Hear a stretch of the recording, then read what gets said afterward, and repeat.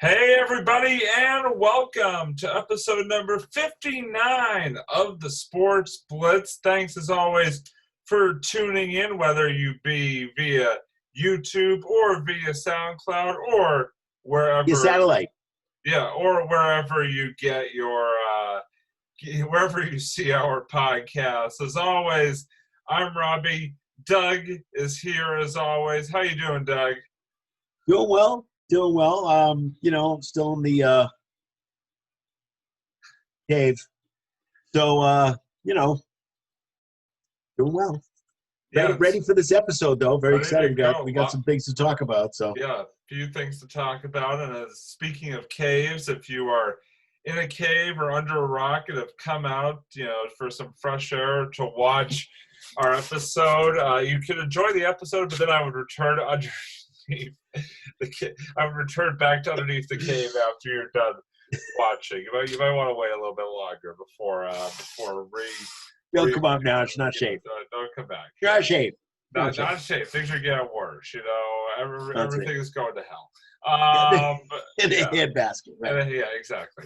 But yeah, a lot to talk about tonight. So let's jump right into it with the one Boston area team that is still in play at this jump. By the way, if you hear us say random words or sentences, it's because we have a live chat going where Doug and I will just randomly type things that we say or even just think up in the chat, and then usually we will repeat what the other person says. So if we sound random, it's because, we are random, but it's also because that there's a live chat going on. In fact, Doug's going to type something right now. It appears random.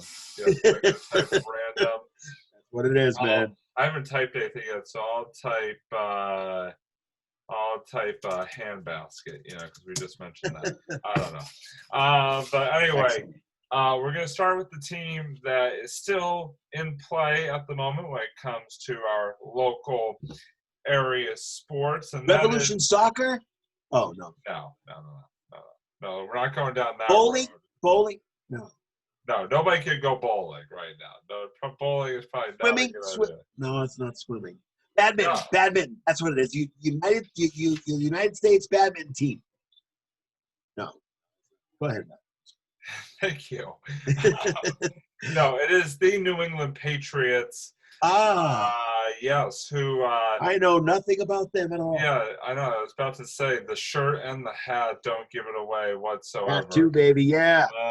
I got my full complement team shirt here. The Pats kind of over there to there's the Austin right there on it, actually. Because yes, B. I can't see the B. There's the B. There's the B. I know. I thought it was Austin. It's hard to kind of center it on camera. Just covering it up. It's okay. Yeah. But yeah, the Patriots,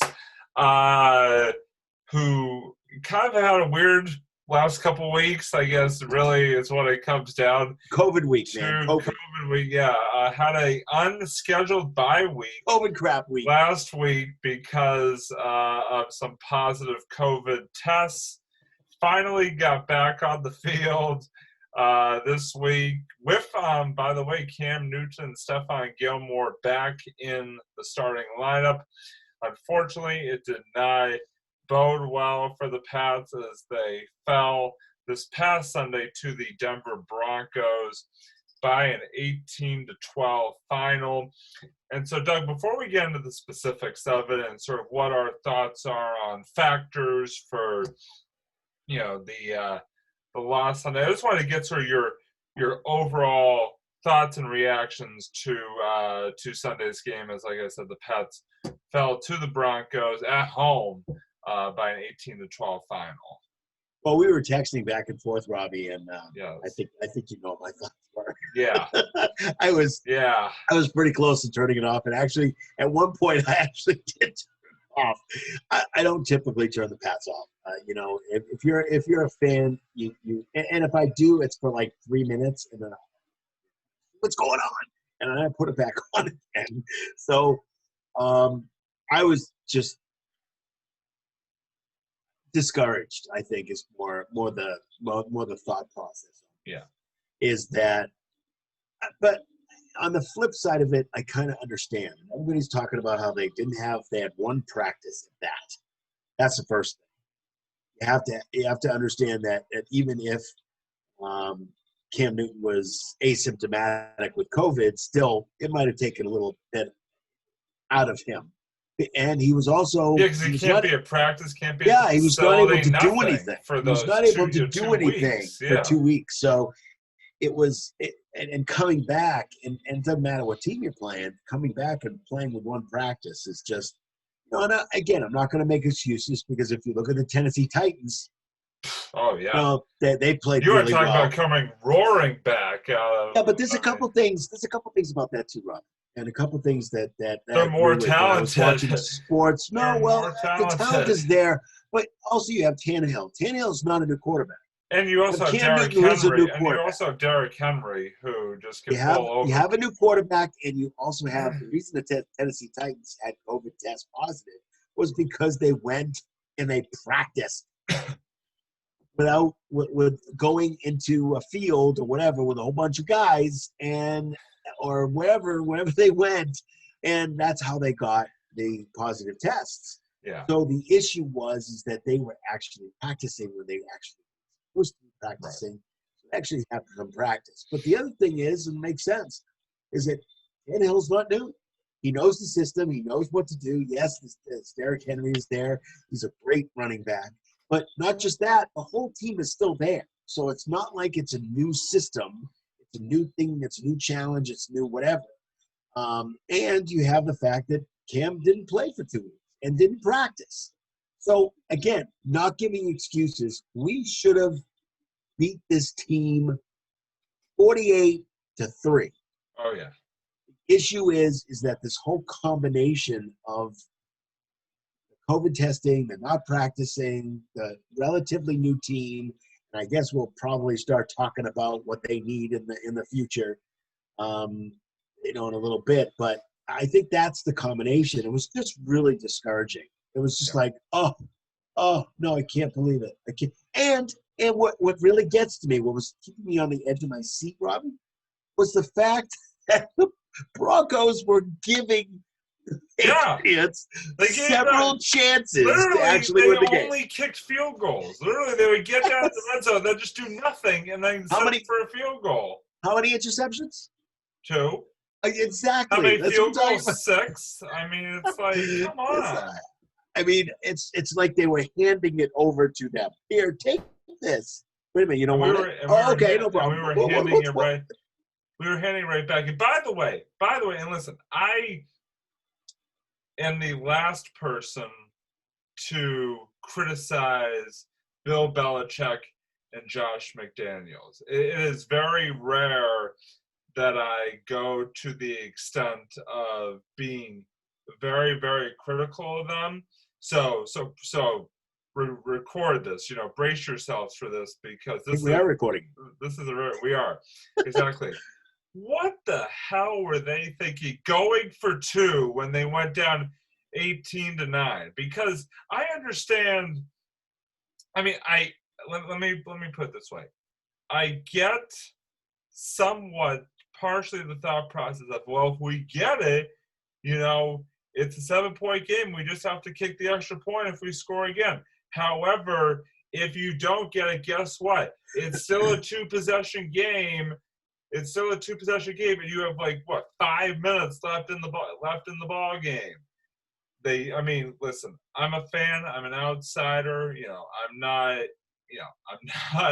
Bill Belichick or Josh McDaniels. They are far better coaches than I will ever be or could ever dream to be. I think they do an overall great job, but just kick the damn extra point, and then actually put yourself in a situation where if you score a touchdown again, then you could go for 2 for the tie.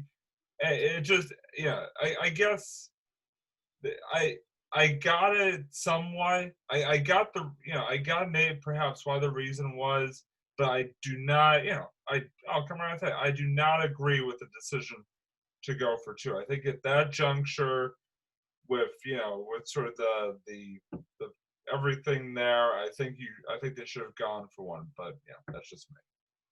No, I do agree with you. You know, you have to. I understand the logic behind it, but when you're trying to get points, you know, and again, I understand the logic, and I guess it's still in Bill we trust. In some cases, there are. Hey, listen, he's human. He makes mistakes.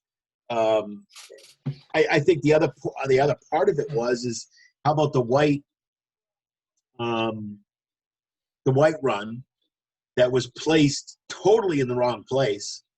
That should have been a first down, but Bill didn't throw the red flag to say, hey, you gotta check this spot because the spot's horrible. But just didn't do it. So there were a couple things that kind of, you know, when you have a nice soft football like you see back there, right? Yeah. It's a nice soft Patriots football. That's the kind of thing that you could throw on the ground and you know not going to break anything. Well, those are the two times that I actually kind of tossed that football on the ground saying, what are you talking about, Bill? What are you doing? But, I mean, I understand the logic behind it. But sometimes that logic doesn't work. But if you look at the history of football, sometimes you have to kind of go for it when you shouldn't. And sometimes it works and sometimes it doesn't.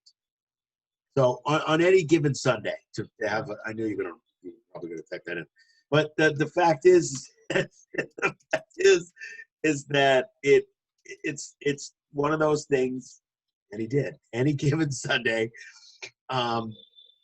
you try different things, you try to make them work, and defensively, offensively. What was that? What was that? That wasn't even English. I don't know where that came from. All of a sudden, I'm Mr. Gibberish right now. Doug having all three phases. Yeah, all three phases. No, I'm fine. All three phases of the game. What is in this again? I don't know. Water, people, water. All three phases of the game. You got to try different things, and if you don't try them, you know, you never know whether it's going to happen or not. Sometimes you get lucky, sometimes you don't. I understand the logic. I think you're right in the fact that you need points on the board. So to get that point and yes. then to win football games, you do need points on the board. You need points, which makes sense. Literally, of course. I think what I'm saying is that most points wins, folks. I think really is that the way it goes? Yeah. Not golf. I thought it was the least. I thought we won this match. I think the issue is whether you agree with the logic that Bill and Josh decided to put together. Yeah. Again, I understand the logic. I may not agree with the logic, but I understand it. I gotta come out and say I rarely disagree with the great minds that are Bill Belichick and Josh McDaniels. But I really don't understand why he didn't throw the red flag for that placement, because the placement was horrible. So I really don't understand why. It's funny. I gotta be honest. I missed that particular play, but I definitely heard about it. Yeah, it was just that the placement that the compressed coordinator was horrible, and he should have thrown the flag to be able to have them look at the play and make sure that they place it in the right place, because it was a first down versus fourth down. So it was one of those situations where maybe the game would have been different if that was a first down versus where they placed it. But again, as Boston sports fans, you can't cry with spilled milk. You have to just kind of take what happens. And what about sour milk? Praying and can you cry over sour milk? You can, especially if you drink it. It's sour. Yeah, doesn't taste good. No, really doesn't. Not a good taste. So you can cry a little. Tearing up a little, just tear up a little bit. Yeah, having the old tear up thing going on. Yeah, that's right. that got random there for a moment. I'm just going with it, Robbie. I don't know. Go with the flow. But yeah, so now the Pats obviously stand at the unfamiliar position of being below 500, as they currently sit at 2-3 on the year. So I guess my big question is here, and you can even sort of scale it if you want to. What is the concern? Yes, scales of justice. Scales of justice. Yes, exactly. What is the current concern level in your mind? Exactly, scaling. What is the current concern level in your mind for this Patriots team as we sit here, heading into Week 6 with the 2-3 record and a matchup against the defending NFC champions, which we'll get into in a little bit, coming down the road here? I am more than a little bit concerned. I would say I'm more than if it's a scale of 1 to 10, I'm more than a 5 at this point. I'm maybe around a 6. I'm about at a 6 or maybe 6.5. Yeah. Well, maybe even closer to 7. I think that's where I'm at. Right? I have a tremendous concern. When's the last time? And I'm not saying they're going to do this. When's the last time you saw? When's the last time you saw the Patriots? 2002. And we all know that a certain rookie quarterback came in and led them to a little win streak that resulted in a Vince Lombardi trophy. I think his name was Brady. Yeah, that guy. I remember Brady. him. Oh yeah, he sounds very familiar. Yeah. So, but yeah, I am concerned. I am concerned about what's going on. I heard reports that Cam had some. He wasn't hurt, but he had some mechanical issues with his throwing. Typically, he's throwing in a certain. Yeah, he didn't look sharp.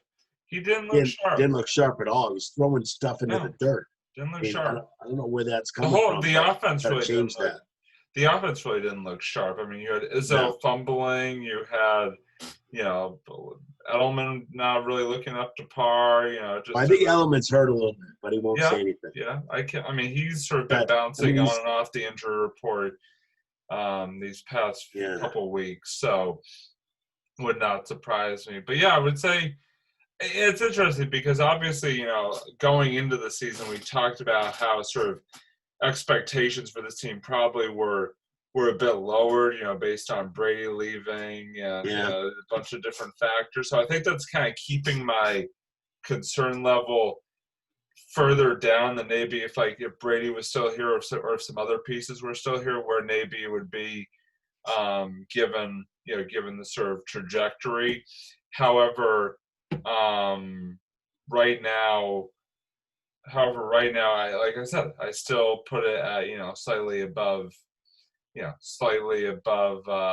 halfway there. So definitely, these next couple weeks I think are going to be key. Are they going to stop the slide and maybe sort of get back going in a positive direction, or is this going to be a slide that's going to linger, in which case do you worry about them kind of sliding into a position that they may not be able to come back from? I think that's a big concern. I mean, you already look at, the division, which has always sort of been the saving grace for the Pats is, the fact, well, even if we struggle, we probably are still going to win the division. Well, Buffalo is 4-2 at the moment, and they look sharp early on. Obviously, we still have 2 matchups against them, and there's still a long way to go in the season. But I think we can both agree that the Pats need to turn it around, pretty much immediately, because you don't want to put yourself in a position where you're having to rely on other teams, especially given the way this season and this Pats season is going so far. I think these next couple weeks are going to be quite key in seeing what direction this Pats team is going to go in this season.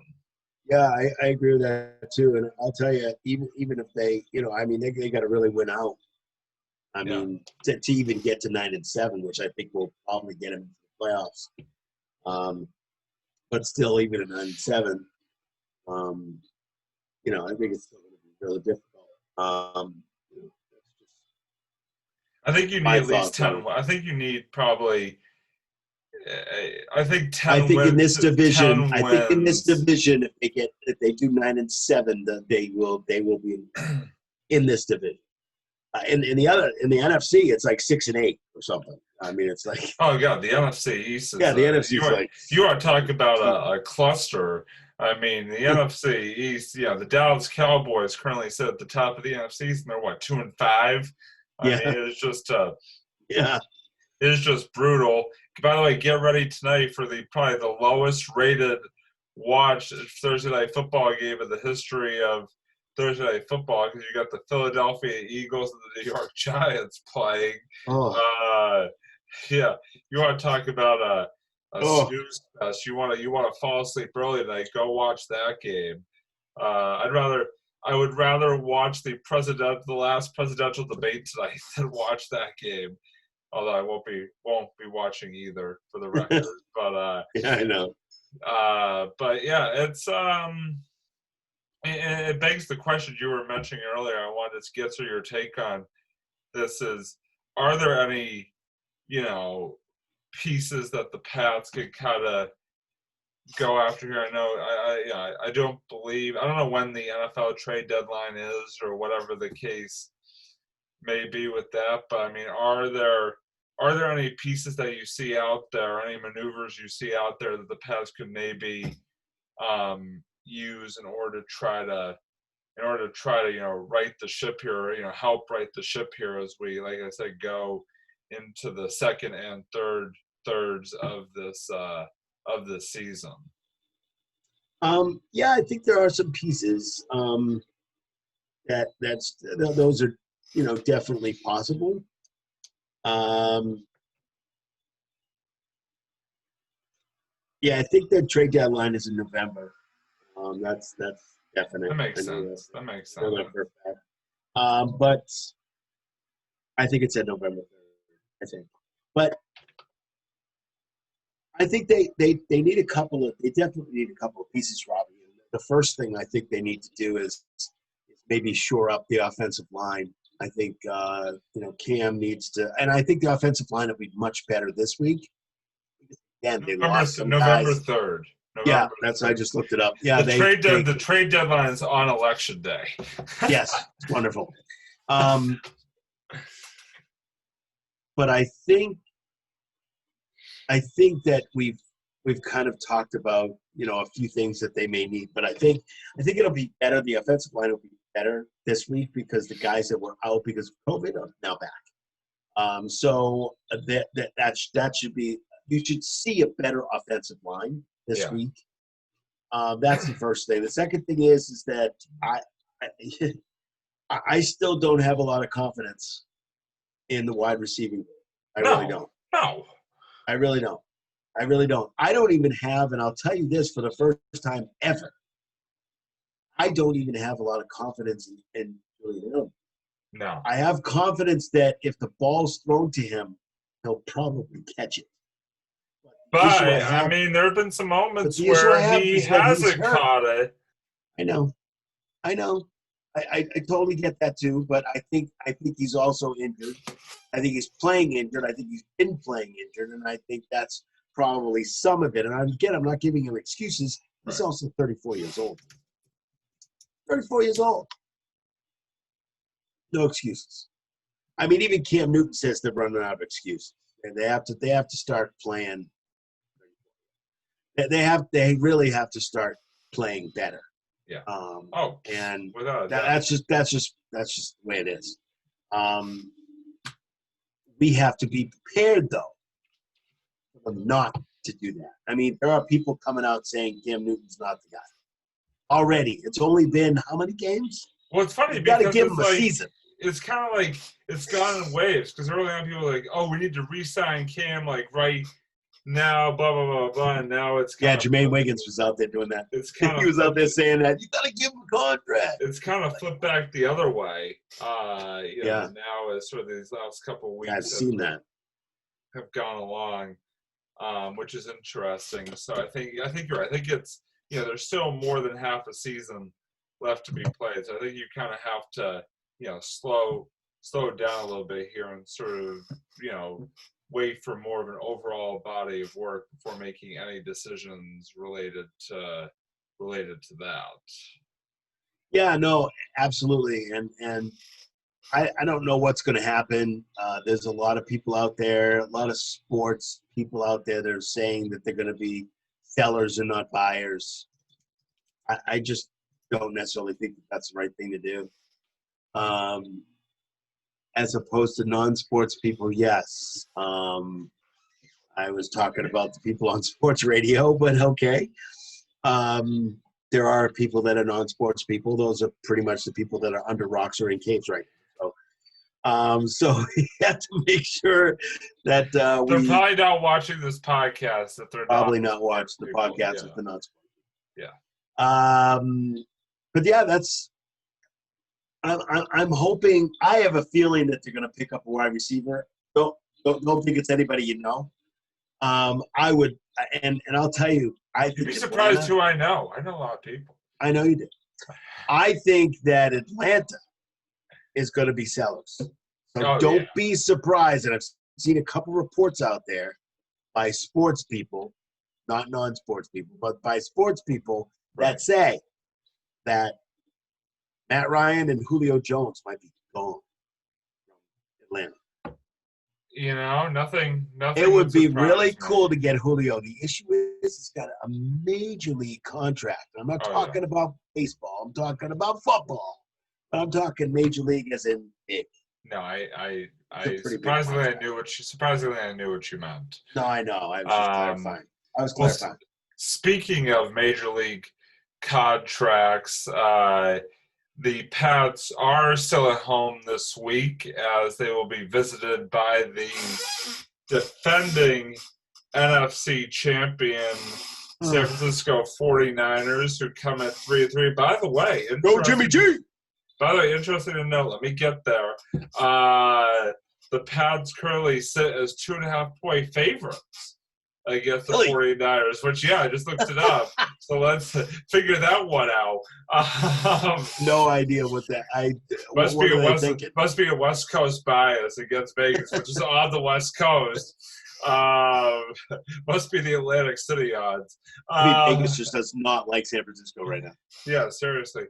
But it does mean the return for the first time since his trade of one Jimmy Garoppolo to Gillette Stadium to take on his former team, as I said, come Sunday afternoon. So, Doug, I just want to throw it out there open-endedly. Your thoughts on Jimmy G's return to Foxborough this coming Sunday? Well, I know Jimmy G's been hurt. Yeah. But he seems to be back. He seems to be playing well. And he's saying all the right things. There has been some rumors that, Bill loved Jimmy G. He did not want to get rid of Jimmy G. Got rid of Jimmy G supposedly because of Tom Brady, supposedly because Robert Kraft got involved or whatever it is. Who knows on there. But the thought process is that there's always that distinct possibility down the road that Jimmy G could become a Patriot. So Jimmy G's saying all the right things. Bill's awesome, and he's great, and he's fantastic, and he's wonderful, and, he's just gushing with all kinds of things about him. And Bill, of course, is saying things back. I think it's going to be an interesting game. I really do. I think the defense is going to be very good. Our defense, Patriots defense, is going to be very good. but I also think on the flip side of it, San Francisco is a pretty good team. Without Jimmy G, it's a different story. But with him,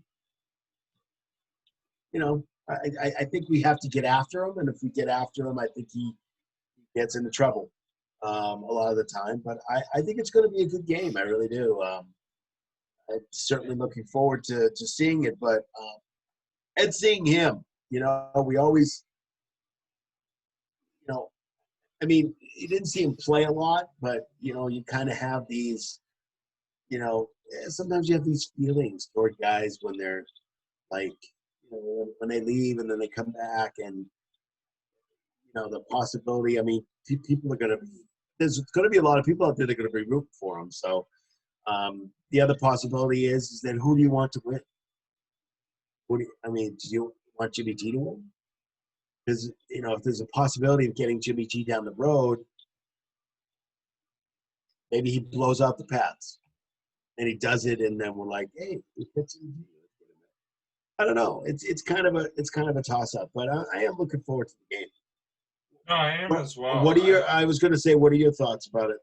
I'm excited to see him back in July. I think it's going to be, we don't get to, sort of see him as much, obviously, with him playing on the West Coast, and obviously coming off of a superb 2019 season, leading his team to,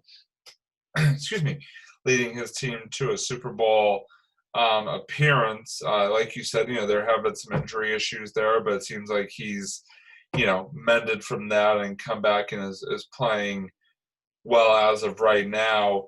I'm intrigued to sort of see, and again, I don't, it's very intriguing to me to see sort of a matchup of, especially a quarterback versus a former coach, especially one that's as defensive minded as Belichick, because you wonder how much Bill's sort of knowledge of Jimmy G and sort of his playing style and all that from watching him all these years in New England, how that'll impact his game planning defensively, and will it help the defense, sort of with that knowledge of Bill, having coached Jimmy G, or on the flip side, will Jimmy G's knowledge of sort of the pass and their sort of schemes and stuff like that help him in the 49ers. So it is sort of an intriguing,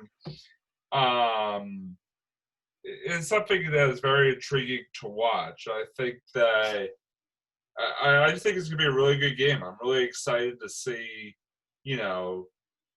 how Jimmy G responds to coming back into Gillette. Now, obviously, there aren't going to be fans, so obviously, I'm sure, I wonder how Jimmy, feels about the fact that, his first time back to Gillette as an opponent, there are no fans in the stands. Probably, maybe some mixed. Robbie's going to be there.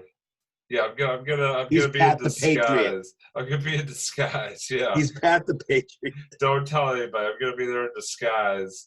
But yeah, I think it's gonna be a good game, like Doug said, and I think obviously, I want the Pats to win, but I always enjoy watching Jimmy play, and I've been rooting for him since he was traded away. I obviously was rooting for him in the Super Bowl last year. Unfortunately they came up a bit short, but I think it's going to be a fun game to watch. I'm very intrigued to see how he performs, playing back at his old stomping grounds. I think it's going to be a good one. Like you said, Doug, no hate jokes. I wasn't planning on it, but no hate jokes at all. Good. I wasn't talking about Jimmy G. I was talking about what you just said. It's all good. I may have missed. No, yeah, that's fine. That's fine. It's all good. But no, I am looking forward to the game. I think. So I really think, Robbie, that it's going to be a good game. The issue is that Cam's putting this on himself. So if he's got to come out and have a great game, and he really has to push himself. He really has to practice hard and get things going. And hopefully, fingers crossed. He's got to push it. And hopefully, fingers crossed, there won't be any, COVID testing that's not good. Nope. Positive tests. So we're hoping so far so good. So we're hopefully that he'll come out and he'll play well. I want to see him, and I'm going to tell you this right up front, Robbie, and I don't think I've said this too many times about the Patriots, at least in the last 20 years. I'd like him to. I want to see him play well. You can't get 140 yards passing. You can't in this league. You can't do it and win. I want to see him play well, even if we lose. True. That's and coming from a huge Patriots fan, which I am, that's hard to say. Yeah. But what I'm saying is that win or lose, I want to see him play well. I want to see the defense play well. I want to see fairly high-scoring game, and that's what I want to see. Even if it's low-scoring, I want to make sure that he's playing well. And I know the defense will play well. I know the defense will be ready. The offensive line is short up again because of the fact that they're all back. So we'll see what happens. But win or lose, he's got to play a better game.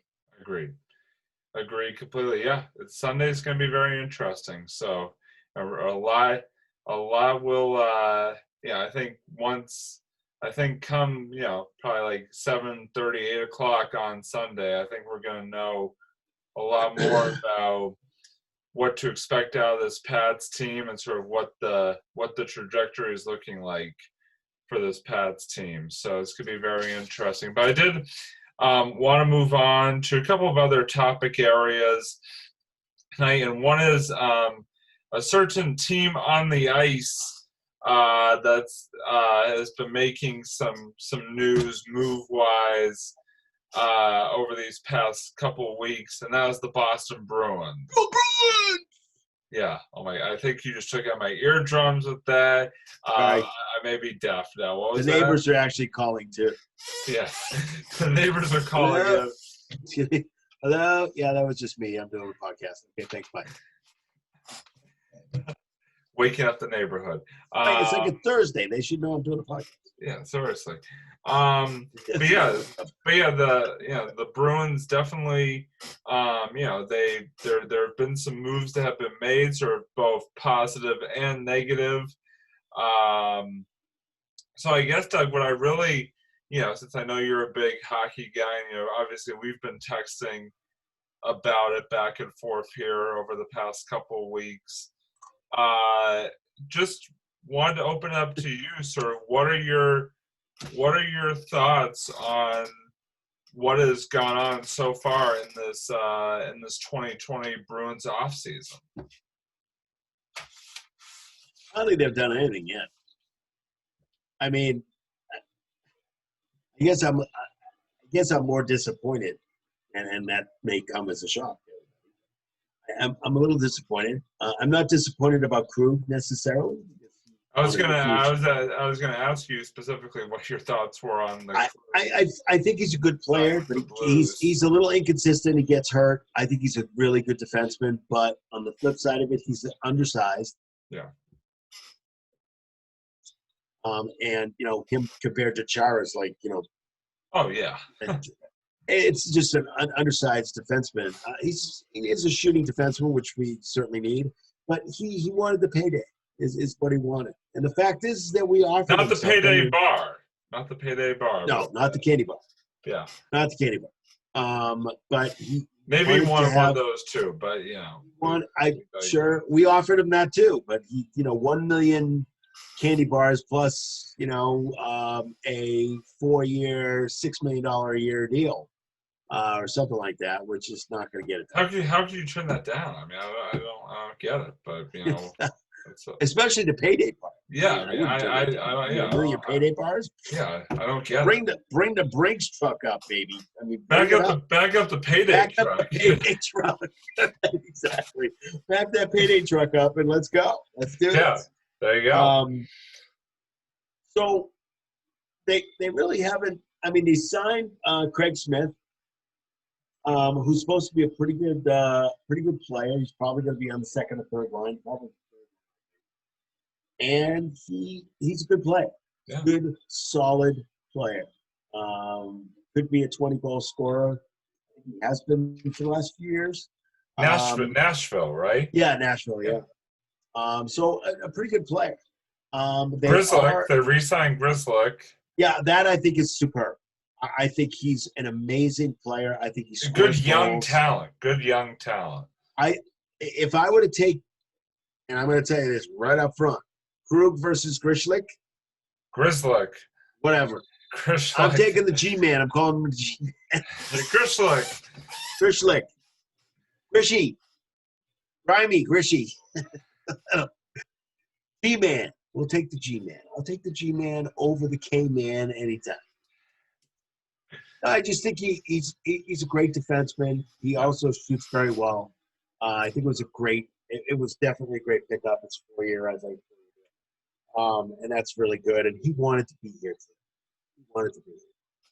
They're not backing the payday truck up for him. It could be Milky Way, Snickers, maybe Three Musketeers, but I'm not sure yet.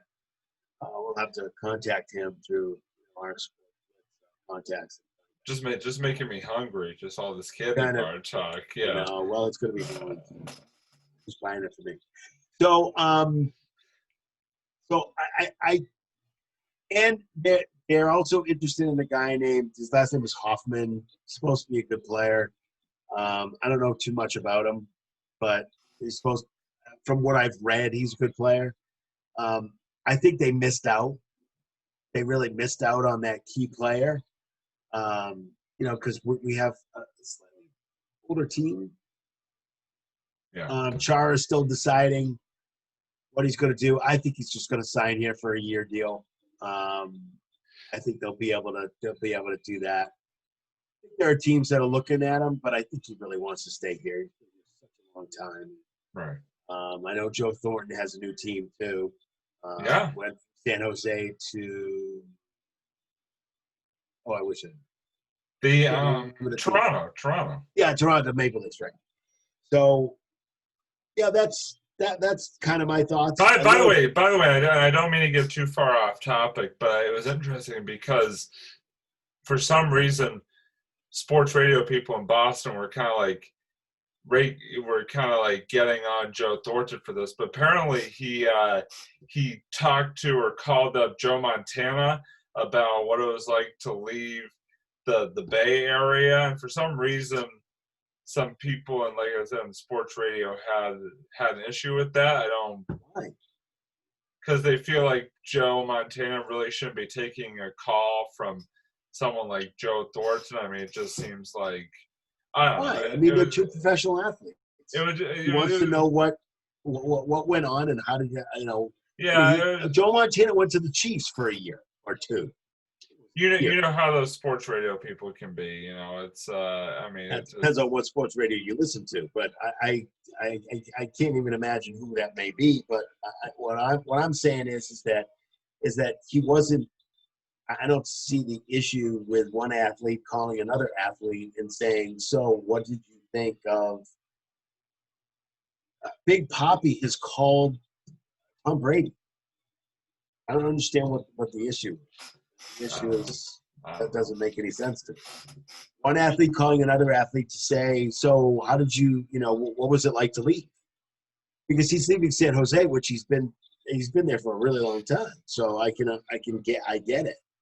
So getting some advice, and Joe Montana might say, "Don't leave." What the athletes get advice from other athletes. I don't understand why that.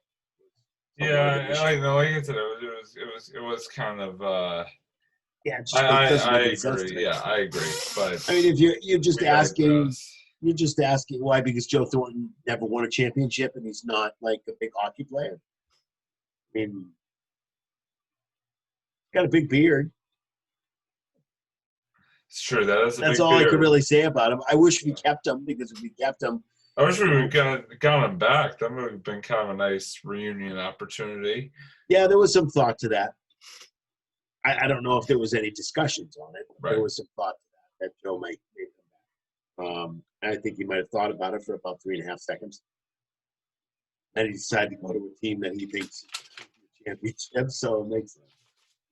But anyway, so obviously, good luck to Joe, in Toronto, And his beard. obviously, and his beard in Toronto. But the last thing, sort of Bruins related, that I did want to touch on, and you kind of mentioned at the beginning how you felt like you just didn't think they had done enough.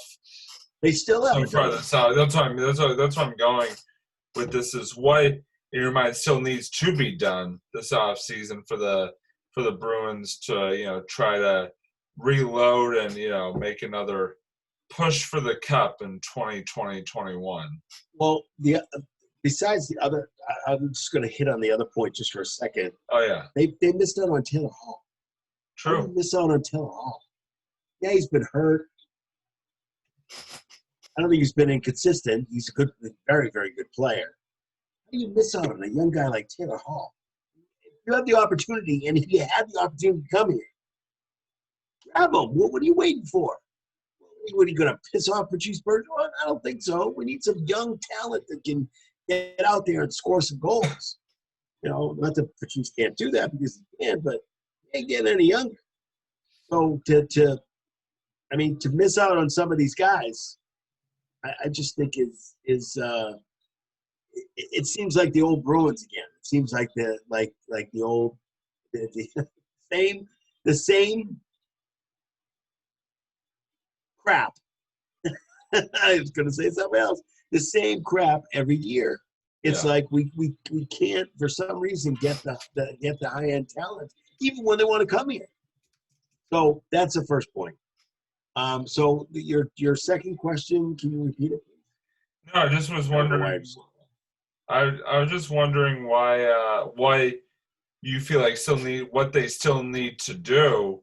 Yeah. This off season. I still think they need. I still think they need defensemen, depending on what Chara does. I still think they need a defenseman, and I think they need some. I think they definitely need to have another forward for depth. I think those are probably the two places, depending on where Chara goes. And Chara might not have, even if he comes back for you, he might not have the minutes that he's had before. And they said that last year, and of course he was all over the place last year. But in minutes-wise, he was up there. But I think we need to definitely get another defenseman and definitely another forward, even if it's just for depth reasons, issues that we might have in the depth kind of situation. Somebody gets hurt, we need to have somebody relatively good. Yeah. I know they just got fine, but yes, not necessarily a proven player. He's not a bad player. Pretty good player, but he's not a player. So yeah, that's kind of what I'm thinking. And again, trying to figure out, what's going on with our goalie. True. Going with Rask. Yeah, a lot still left to be determined when it comes to this Bruins offseason. It's still a long way to go in the offseason, so I'm sure there's going to be a lot more coming up which we will discuss as time goes along here as we get sort of closer to whenever the 2020-2021 season may actually start. Really. Well, that's fine.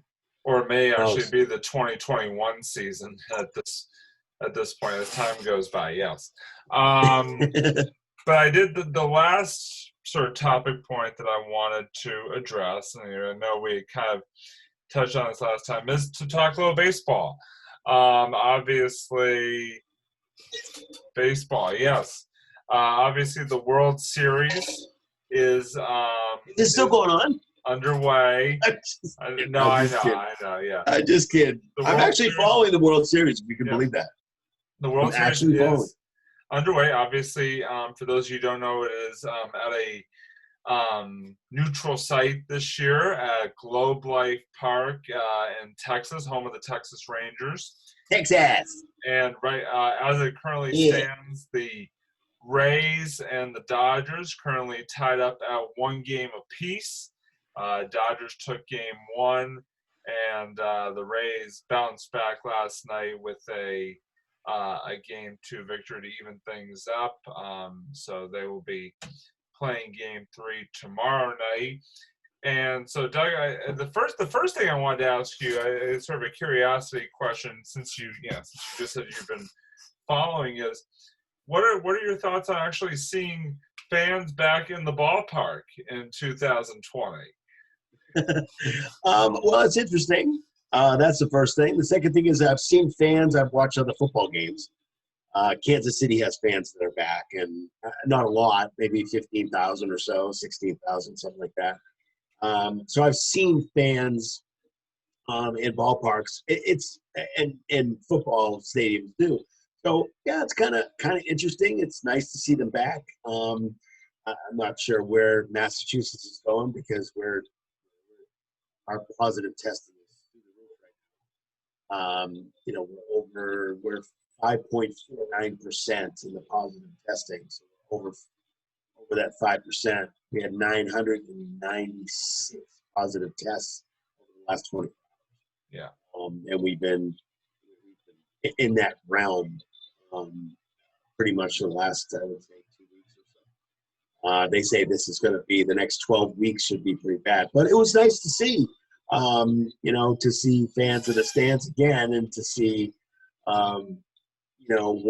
what the future may bring down the road. It's better than having those cardboard cutouts. Then again, anything's better than the cardboard cutouts. I'd rather have a digital enhanced version versus cardboard. Yeah, CGI fans. Yeah, exactly. But it was good. It was good to see that. Yeah, definitely. Yeah. See that. And the first 2 games themselves, just sort of, I want to get into sort of some specifics on, especially one particular player here coming up, but just sort of. Because we're going to start. So, Robbie, when you asked me about the games, I was kind of going in and out of the games. I would watch, maybe 3, 4, 5 innings, and then, I would kind of be, doing some other things. But I thought the baseball was great. I really did. I thought the series is very good. I think both teams are very, kind of very close to. Sometimes you have a World Series where that the one team is so much better than the other. And I don't think that in this particular kind of situation. I happen to think that the Dodgers are a tiny bit better. They may have a little bit better in the fact that their defense and the players and that kind of thing their offense is I think personally, it's just my personal opinion, is that they're a little bit better than the Rays. But I just think they're matched up really well. And I thought the gameplay was really kind of exciting. And typically, sometimes you have these games, these Red Sox Yankee games that go 5-6 hours at a time, and it doesn't seem like that. No, at all, really. And it's kind of it's actually a good series. Yeah, it's been a great series so far. My prediction at the very, very beginning, which I'm sticking to, was Dodgers in 6. I think you're right. I think the Dodgers have, just a bit more talent than the Rays do when it comes down to it. But I mean, it's been a fun series to watch so far. There's no question about it. I mean, obviously, I think part of my soul was shattered when Mookie Betts hit that home run and made that catch the other night, which is a perfect segue into sort of the main point of discussion when it comes to this 2020 World Series, is Mookie Betts, and the fact that it's interesting. And I'll get into the thing, the topic I was bringing up in just a minute. But the first thing that I kind of want to talk about is, for some reason, people in the Twitter sphere and even on the broadcast themselves have been kind of renewing, or I don't even know if it was a debate before, but have kind of been bringing up this whole this whole debate about what the worst Red Sox trade was, trading Mookie versus trading one Babe Ruth, which was definitely a bit before both Doug's and my time. Yes, I heard the quote. Yeah, but I was curious to get, to sort of discuss this because, it has been a topic of discussion around. So I kind of wanted to sort of throw both of our takes out there on it. Is what side do you come down on the, on the can't believe I'm asking this question. What side do you come down on the Mookie Betts versus Babe Ruth worst trade debate? I think it's kind of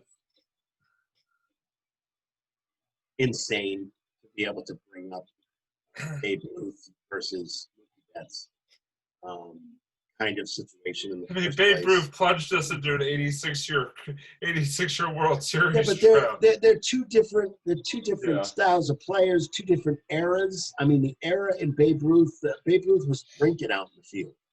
I mean, like alcohol. So he had a little flask that he was drinking out. So and again, the baseball was so different back then than it is now. I don't think it's like that at all. I can understand where somebody would say that, where you're talking about Babe Ruth being, superstar versus another superstar, as in Mookie Betts. I can understand where it comes from. I'm not sure about the logic in it. I can get it, but I just think that I don't think it's the greatest analogy in the whole world. I really don't. Just because the eras are totally different. The money is totally different. Babe Ruth's probably getting $15,000, if that, probably $8,000. And back then, even in the 70s, the players stayed if they could. They wanted to stay. There was loyalty. There was, I want to be here. I don't care what's going on, but I want to be here because I feel comfortable here. My family's here. I'm settled in here. It was different back then. Back when? Back when, exactly. Back in the 70s, back in the 60s. There wasn't, there were trades. You realize Babe Ruth did not play in the 1960s and 70s. No, I understand that. But there was, teams that had trades, but typically there wasn't the kind of trading of today. There wasn't people that said, Babe Ruth didn't say trade me. He didn't go to the management and say trade me. That's what I'm talking about. They said you're traded. The eras are different. They said you're traded. Right. Him. But what I'm saying is that there was loyalty back then as opposed to loyalty today. No. There's no loyalty at all today. Hey, listen, it's all about this. I completely get your point. It's all about the dollar today. It's all about how much can you give me. But what's interesting, and they were talking about this on sports radio, and I do want to bring up what Michael Felger had said, talking to some supposed baseball reporter friends of his, sources, who basically have said that regardless if he had been traded or not, that Mookie Betts did not want to stay in Boston, that he was leaving regardless. And obviously, while we hate on the trade at the moment, and while we still can sort of look back unfondly on the trade, I hate to say it, but there is kind of some validity to it. Because in Boston, all you heard was, from Betts or from sources close to him was, he wants to test the free agent market. He wants to test free agency, blah, blah, blah, blah. Yeah, he goes to LA and signs a 12-year contract right away and doesn't actually test the free agency market. It's a valid point to make, is that it may have been, even though he can say in the media, I love Boston, blah, blah, blah, blah. Yeah, there may be, and there probably is something to the fact that he probably was not going to stay here, past this season, even if the Red Sox had not traded him.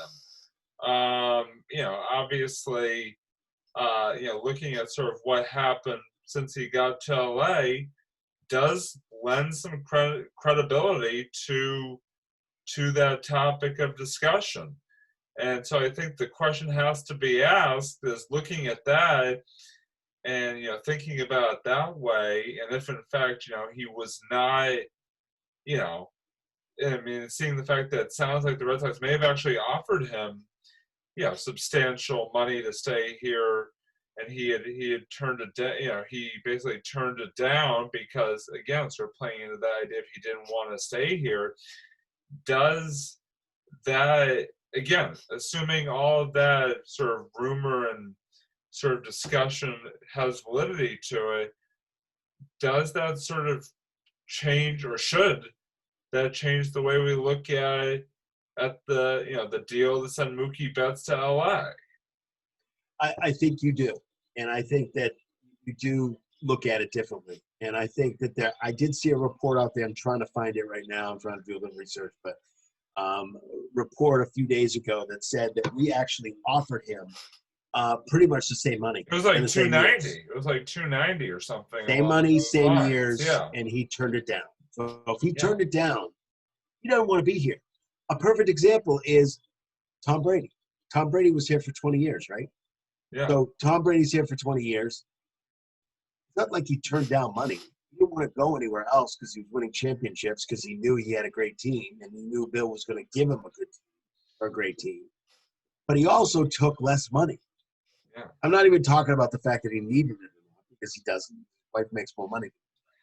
But besides that, the fact is that he took less money, hometown discount, to be able to be here and win championships. Right.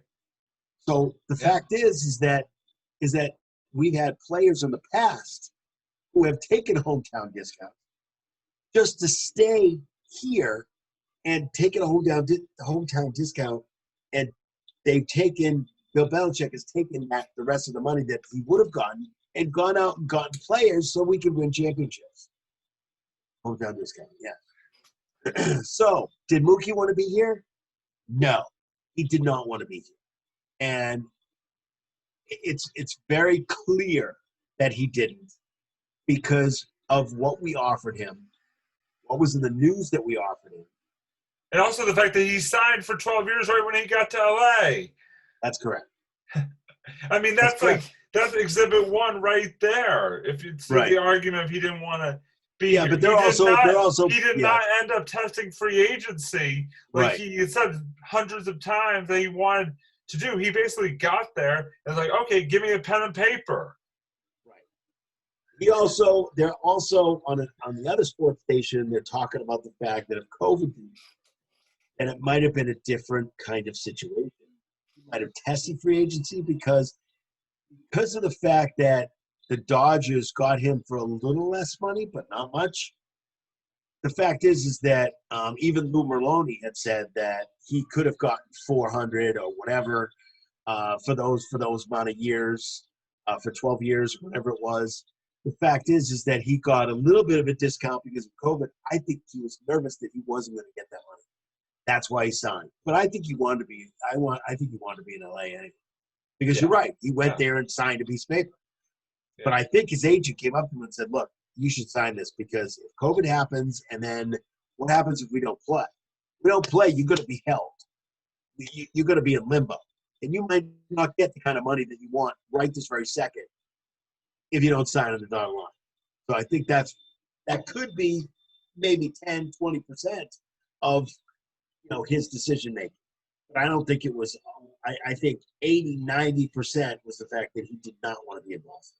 Well, I mean, I think that the thing is, let's just say, again, sort of hypothetically speaking here, he doesn't get traded, he stays in Boston, and COVID happens the same way, sort of the same situation happens, and the Red Sox come to him with that type of offer. Does he take it, or is he now sort of in the idea of still testing free agency? Good thought. My thought is that he might have taken it, just because he might not have been able to get it on the open market. He might have been, but he might not have been.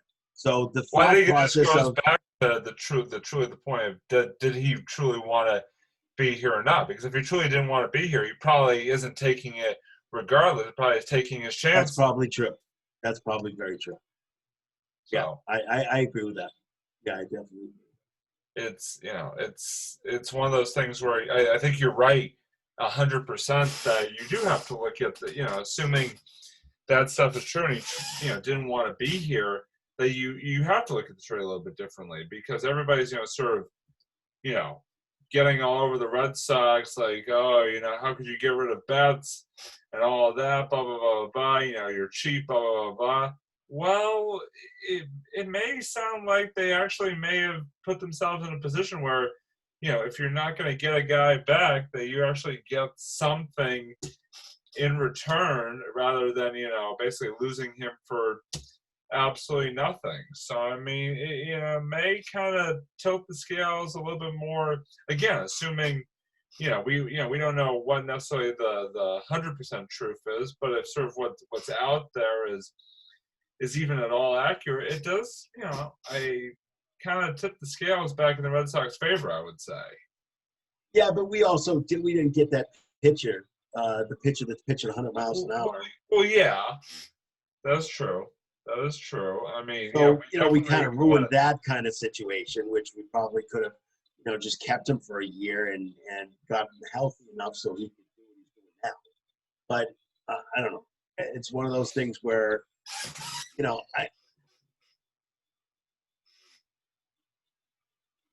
I'm kind of torn. I think he's one of the best. He's definitely the second best player. Oh, yeah. I think Mike Trout is probably the best player in the league, but I think he's definitely number two.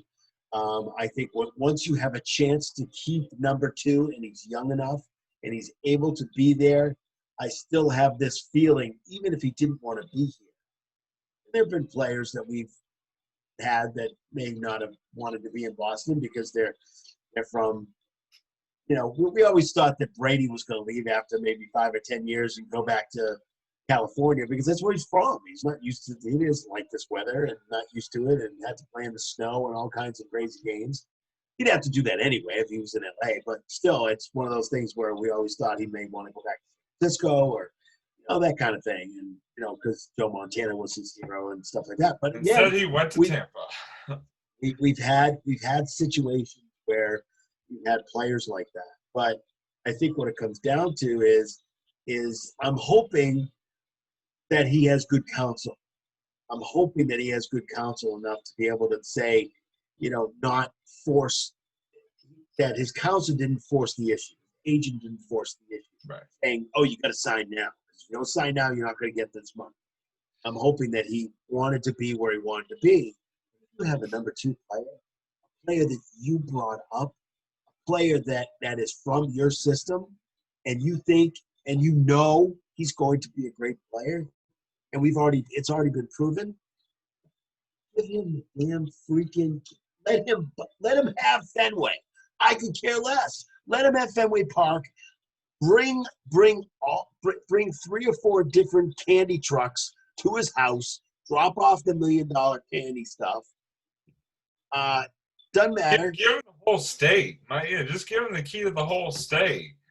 Just give him Fenway Park. It's his. We'll give you this money, but Fenway Park is also yours. Yeah. It's fine. But the fact is that we've lost good players before. We've been able to come back. I mean, just think of the last 15 years, Robbie. Think of 2004, the years that we've won the World Series. Think of the year before. Think of the awful players, and think of the good players that we didn't get back, and we still won a World Series. Even the year after, yeah, lost, and then sort of got back. Yeah, got back in the groove. I'm just thinking that they didn't treat him the right way. Because they didn't treat him the right way, that's why he wanted to leave. Well, I think also, example. I hate to say it, but I think it also may be sort of something somewhat on the fans too. I mean, there's been a lot of talk that that he was not happy with, not necessarily of him, but of the treatment of other, former and current teammates of his by the fans. I think that played into it. Yeah, that's I mean, the racial stuff. Like with Price. I mean, Price was sort of the example that they used, that he was not really happy with. Price is an idiot. Premier Price. I understand that. But I'm just saying. And listen, I would have given Price away for this mouse. Okay, that's about it. I mean, I don't really go. I really couldn't give a. You know what you need to do? You needed to take Price and say, "Hey, there's somebody for you outside the park," and then as soon as he goes out of the park, you close the door and change the locks. That's what you do with Price. Because as far as I'm concerned, I mean, I'm just saying that there was one good year there that we, that I can't. I'm just saying there's a lot of speculation out there as to why. No, I understand that, but hey, listen, talk to Jim Rice. True. Mookie, have a conversation. By the way, Mookie, Jim Rice, Mookie. There you go. Talk to Jim about this. Jim Rice was one that dealt with all that stuff. Right. Talk to Bill Russell. Same stuff. Yeah. There's stupid idiot people out there, and you gotta block it out. And it sucks. Sound like what's his name? Tino. It sucks sometimes because there's idiot people out there, and there's people that just are insensitive and they're stupid. And the fact is that I get this. I get it. But you have to have a thick skin if you're here playing. Even if you're winning, you still have to have a thick skin. Even if you don't hear any of those racial stuff, you still have to have a thick skin here. Because we take our sports real seriously here. We do. Absolutely. And I totally get it. I totally understand it. And maybe I don't. And I guess maybe I don't understand it. But the fact is that I didn't grow up that way. I didn't grow up hating people. I didn't grow up that way. My parents wanted me to be well-rounded and learn about different things. Once you learn about different people and how they live and how they act and that kind of thing, and it's different. It becomes different to you. You learn about cultures. You learn about different stuff. People out there that haven't, and they go to baseball games and they say stupid things. They just do. Yeah. Oh, yeah. Happens and again, it sucks. And I know I've heard the rumors before, and I've heard Jim Rice talk about it, and you hear Bill Russell talk about it. You hear the African American players talking about it. You got to be mentally tough. Is what it comes down to. You do, and I'm not saying Mookie wasn't, but the fact is that I also don't think that he was necessarily treated well by management, and I really don't know this for a fact, but I mean, because I've just heard, there's rumors out there, there's articles, there's stories, and maybe that's one of the reasons why he just wanted to take off. But the fact is that you also got to turn it around, have a thick skin, and look at the history. But look at what we have here in Boston. Look at the history of Boston and Boston. This is the city of champions. That's what it is. We pegged it before anybody else did. So I guess in the words of David Ortiz, it is what it is. Yeah. Yeah, that's what he said about it. Yeah, that's what it is. And obviously, Mookie, the bottom line is that Mookie's in LA now. Yep. And listen, we obviously we wish him, the best of luck. And, I definitely, would love to see him, win the World Series. I'm predicting him to win a World Series this year with the Dodgers.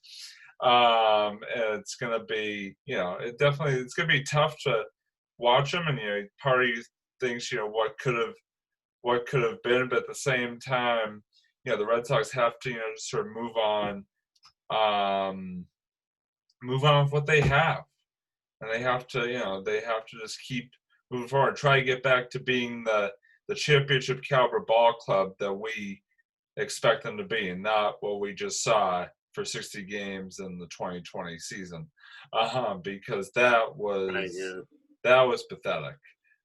Period. End of story. Mookie or no Mookie, that was some pathetic baseball, which we won't go into. But so yeah, because it'll start you on a really bad always. Hey, you know what? I'm passionate about it, man. I'm passionate about my Sox. You are definitely passionate. No matter what Mike Riley says, I'm passionate about my Sox. Yeah, that's true. I'm just kidding. Yeah, You're the man. Mike. Mike. He's just kidding, man. He's just kidding. You're the man. But anyway, so we are going to begin to wrap up episode number 59 of the Sports Blitz. And as we always wrap up, we like to do our final thoughts for the evening. And so let me throw it over to Doug. And Doug, what are your final thoughts for tonight's episode? Yes, you. Yeah. So my final thought is kind of it's related to music, but it's also related to sports. My final thought is that the lead singer for the Outfield, which is an 80s band, his name is Tony Lewis. Tony Lewis passed away at age 62. Thoughts and prayers, obviously, from the Sports Blitz from Robbie and I, go out to his family. I grew up, obviously, in the 70s and 80s, mostly in the 80s, and really loved the Outfield, loved their music. And how it's related to sports is that one of the things that if you go to a Patriots game, one of the musical pieces that they use to pump up the crowd at a certain point, especially Zoe, who loves this song, is a song called "Your Love," and he goes nuts when he hears this song. Even on the radio, he goes nuts. Oh, Josie's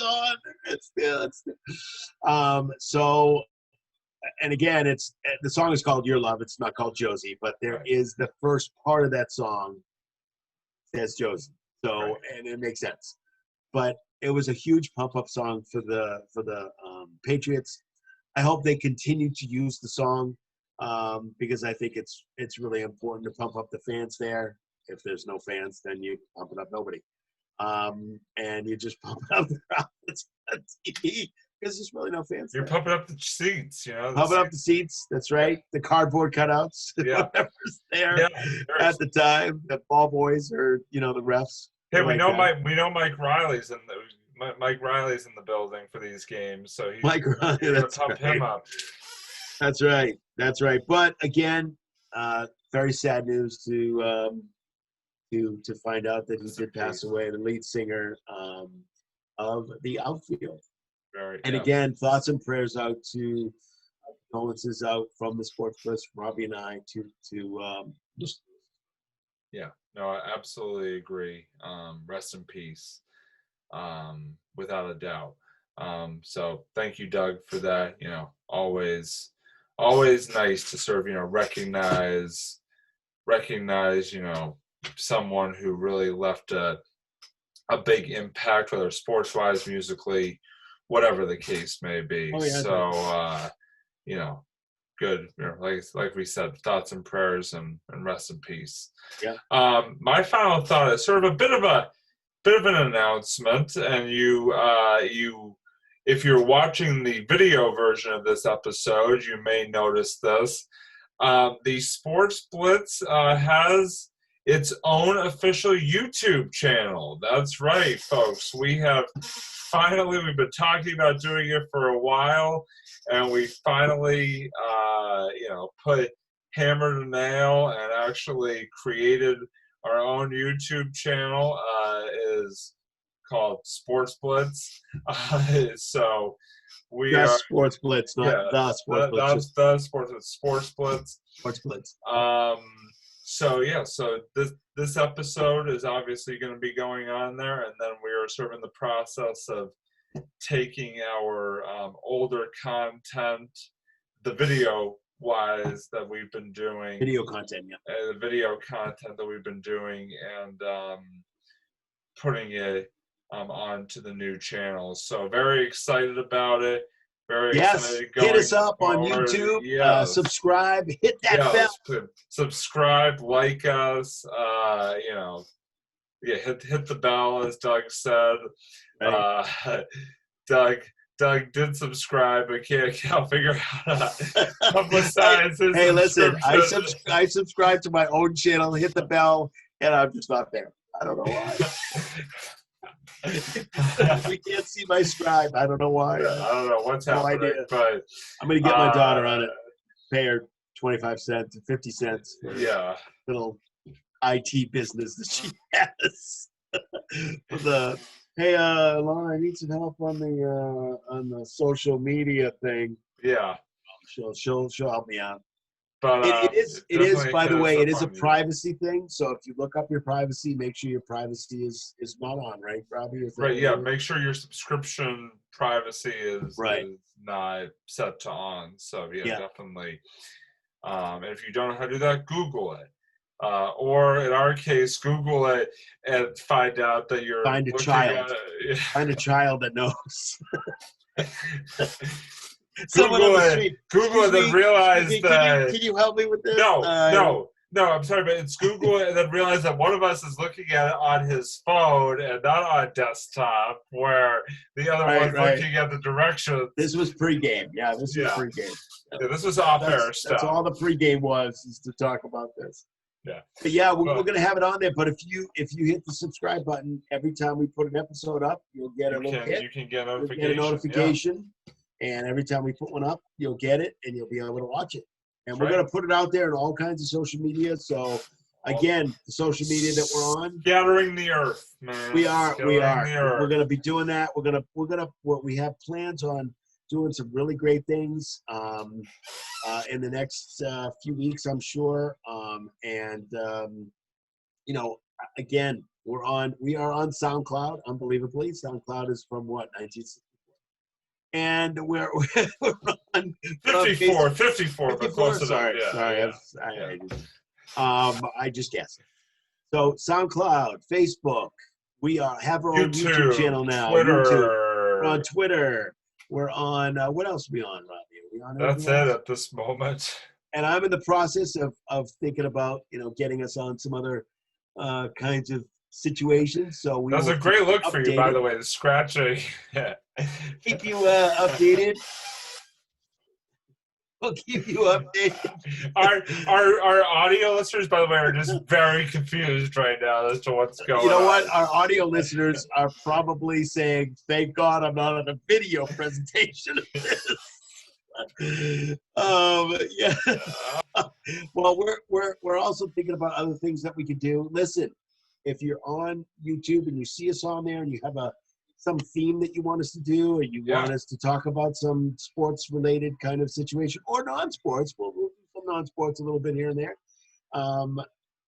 Hey, listen, hit us up on YouTube and put some comments in. Remember to give us a thumbs up, because that's always good, on YouTube. And, we'll definitely see you guys down the road. Yeah. We've just got some great things coming up that we're setting up. Absolutely. I can't wait for it all. Yeah. You go scratch your fleas, Doug. I'll take it from here. I don't have fleas, man. I'm just scratching my face. Sorry. Fleas. Do I have fleas? No. See? I don't have fleas. Anyway, thanks as always, everybody, for tuning in for another great, crazy Sports Blitz episode. Again, episode number 59. Coming up, 59. We got episode number 60, which is definitely going to be a big one. So definitely keep an eye out. Big episode. You got to see that.